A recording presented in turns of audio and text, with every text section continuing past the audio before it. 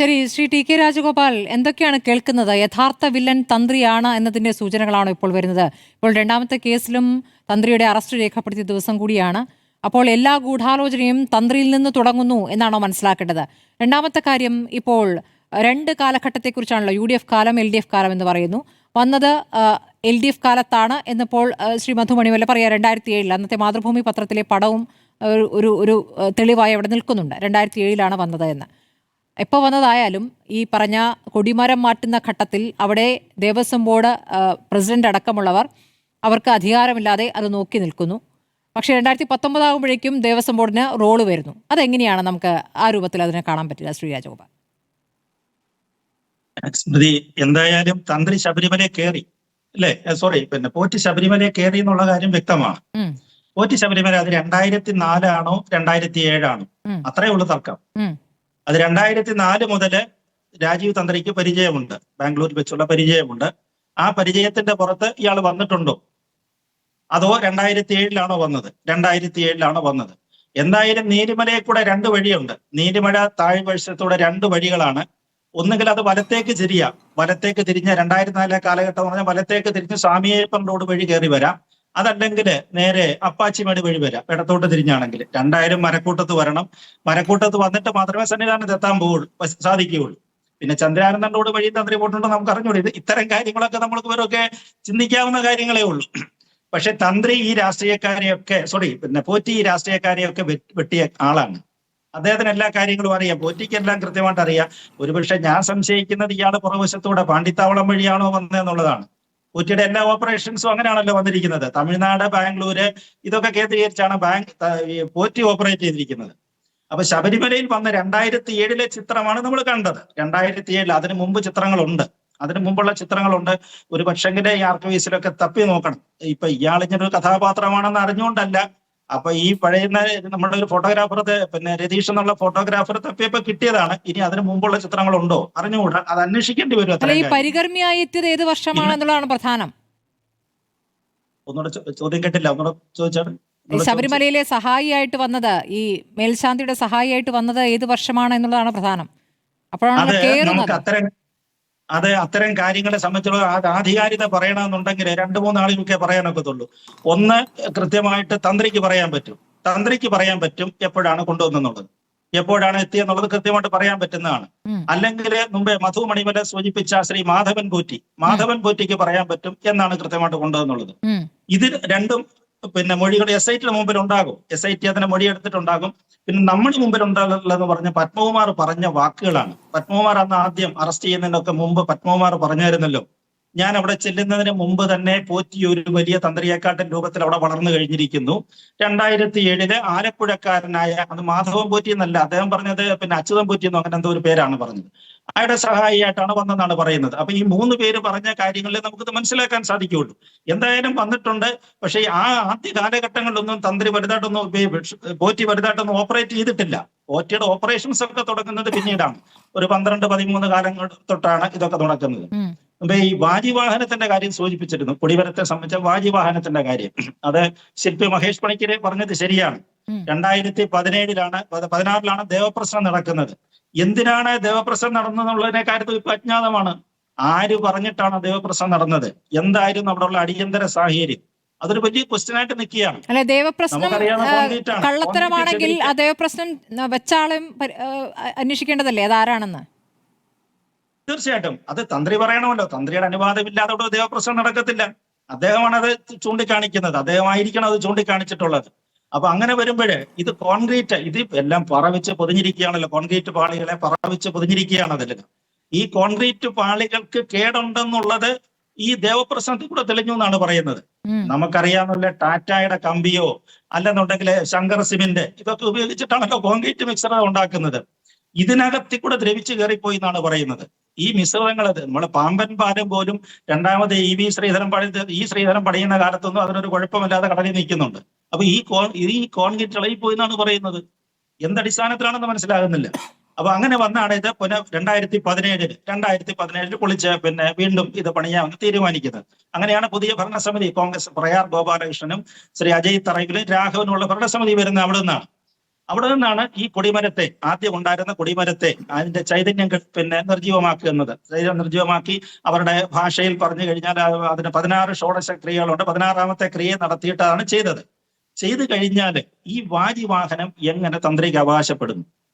അതിനിപ്പോ പറയുന്ന ന്യായം തന്ത്ര സമുച്ചയത്തെ ചൂണ്ടിക്കാണിച്ചുകൊണ്ടാണ് പറയുന്നത്.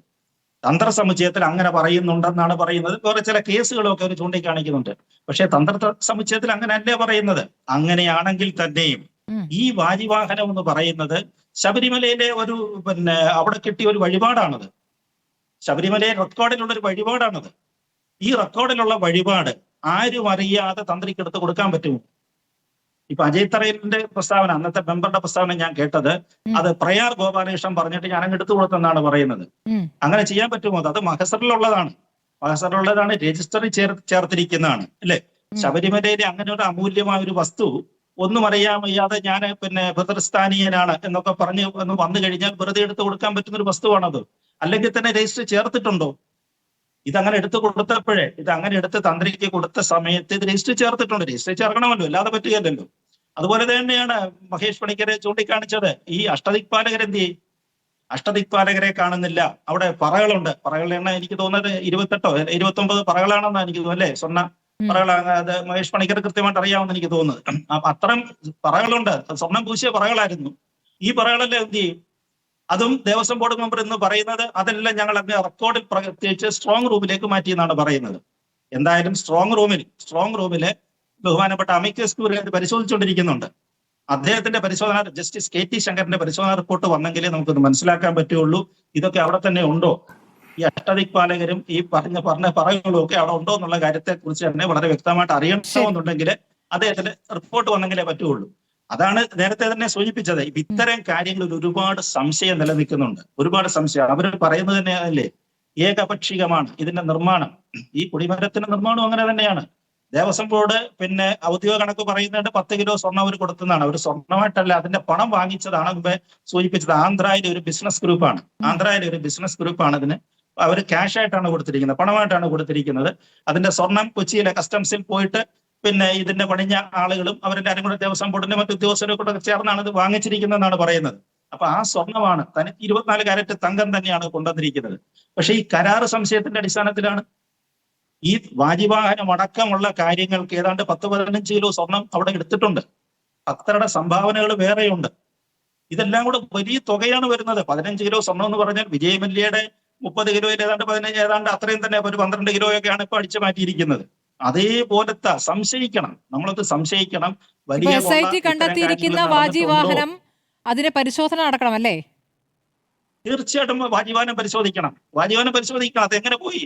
അത് മുമ്പ് സൂചിപ്പിക്കുന്നുണ്ടായിരുന്നു. ഈ വാജിവാഹനം ഇത് തന്നെയാണോ ശബരിമലയിലെ കൊടിമരത്തിലിരുന്ന വാജിവാഹനത്തെ കുറിച്ചാണ് കളഭ കേസരി വാജിവാഹനം എന്നാണ് പറയുന്നത്.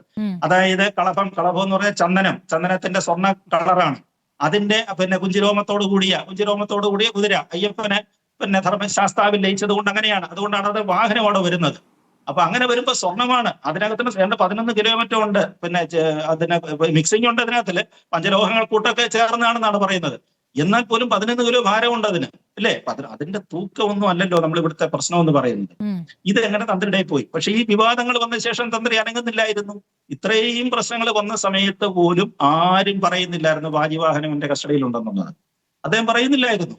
അത് മുമ്പേ ഈ പറഞ്ഞ മധു സൂചിപ്പിച്ചത് തന്നെയാണ് അതിന്റെ കൃത്യമായ കാര്യം. അവരൊരു പ്രക്ഷോഭം, അവരൊരു സമര പരിപാടി ആരംഭിച്ചു ചെങ്ങന്നൂരിലേക്ക്. എനിക്ക് തോന്നുന്നത് തിരുവനന്തപുരത്ത് ഒരു സ്വാമിയെ കൊണ്ട് അതിന്റെ പ്രക്ഷോഭ പരിപാടി ഉദ്ഘാടനം ചെയ്യുന്നതിനൊക്കെ തീരുമാനിച്ചു. ഈ സമയത്താണ് തന്ത്രിയുടെ നിന്ന് ഒരു അഭിപ്രായം പുറത്തേക്ക് വരുന്നത്. അദ്ദേഹം പറഞ്ഞത് വാജിവാഹനം എന്റെ കയ്യിലുണ്ട്, അതെന്റെ വീട്ടിൽ സൂക്ഷിച്ചിട്ടുണ്ടെന്ന് പറയുന്നു. പക്ഷെ അതിനിടയിൽ ആരോപണം വന്നു. ഈ വാജിവാഹനം അദ്ദേഹം മറിച്ചു വിറ്റെന്നുള്ള ആരോപണങ്ങൾ വന്നില്ലേ? ഹൈദരാബാദിലെയോ ഒരു വ്യവസായിക്ക് ഇത് എത്ര കോടി രൂപയ്ക്ക് ഇത് മറിച്ചു വിറ്റു എന്നുള്ള ആരോപണങ്ങൾ വന്നിരുന്നു. ആ സമയത്ത് പോലും പ്രതികരിക്കാത്ത തന്ത്രി പെട്ടെന്ന് ഈ സമര പരിപാടികൾ അദ്ദേഹത്തിന്റെ വീട്ടിലേക്ക് വരുമെന്നുള്ള ഘട്ടം വന്നു കഴിഞ്ഞപ്പോഴാണ് ഇത് വെളിപ്പെടുത്തിയത്, എന്റെ കൈവശം ഉണ്ടാകുന്നുള്ള കാര്യം. പക്ഷെ തിരിച്ചെടുക്കാൻ ദേവസ്വം ബോർഡ് തയ്യാറല്ല. ദേവസ്വം ബോർഡിന് അതേ രേഖാമൂലം എഴുതി കൊടുത്തു തിരിച്ചെടുക്കണം, എടുത്തോണ്ട് പോകണം എന്നൊക്കെ പറഞ്ഞിട്ട് കൊടുത്തു. അത് കൃത്യമാണ്. ദേവസ്വം ബോർഡ് എന്ത് ധൈര്യത്തിൽ എടുക്കാൻ പറ്റുമോ അവർക്ക്? കാരണം ഇത് കൊണ്ടുപോയതിന് രേഖയില്ല. ഉണ്ടോ അറിഞ്ഞുകൂടാ. മഹസർ ചെക്ക് ചെയ്യണം. മഹസർ ചെക്ക് ചെയ്തെങ്കിലേ അത് അറിയാൻ പറ്റത്തുള്ളൂ കൊണ്ടുപോയതിന് രേഖയുണ്ടോ. അതുപോലെ അദ്ദേഹം തിരിച്ചു കൊടുക്കാം എന്ന് പറയുന്നത് ഒറിജിനൽ തന്നെയാണോ? അത് പറഞ്ഞിട്ടില്ല. ഇപ്പൊ പണ്ടൊരു സിനിമയുടെ പിന്നെ ജഗതി പറയുന്നത് ഏത് ഷേപ്പിലാണ് ഇത് തിരിച്ചു വന്നെന്ന് അറിഞ്ഞുകൂടാ, അല്ലേ? താളവട്ടം സിനിമ ജഗതി പറയുന്നുണ്ട് ഏത് ഷേപ്പിലാണ് ഇത് തിരിച്ചു വന്നെന്ന് പോലും അറിഞ്ഞുകൂടാത്തൊരവസ്ഥയിലാണുള്ളത്.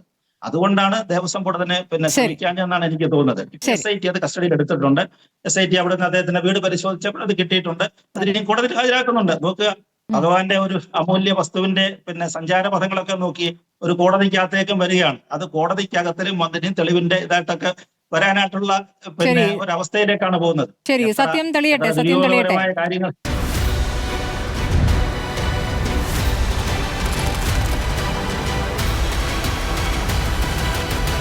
Debate with Smriti Parathikkad.